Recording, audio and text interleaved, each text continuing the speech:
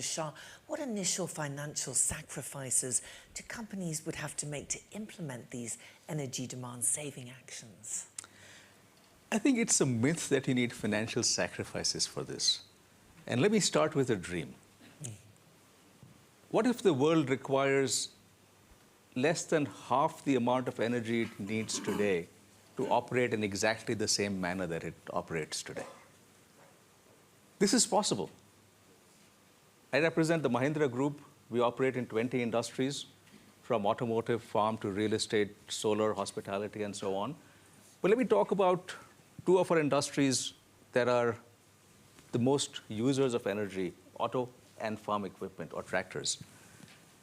We began a journey in 2008, and we've been measuring the amount of energy required to produce one automobile, or an equivalent unit of automobile, which is how many autos can be produced in 1,000 minutes. And similarly, the amount of energy required for 1 unit of tractors. We have a 95% energy productivity in this time period in auto, and 87% in farm. What that means is we have effectively reduced energy usage almost by half. So this is possible. The question is how? And I'd say there are 4 key areas that we focused on. One is the simplest one, which is energy efficient equipment. That's a no-brainer. That requires some investment, yes. The second is process changes. And technology today affords a number of different process changes, from the simplest things of if you don't need a machine, it turns off automatically, to heat transfers to a number of other areas. The third is supply chain collaboration. Example here is a certain type of paint allows us to use less energy in the paint process. And fourth is the product and design of products. And here I'll take an example on buildings. We've just launched 2 residential complexes which are net zero. And that's based on the design of the buildings, on how they're positioned, how they use the sunlight, on putting both wind and solar in the buildings, taking energy off the grid, a number of other initiatives where these are net zero residential communities that we've set up. So these are the various actions that can be put together.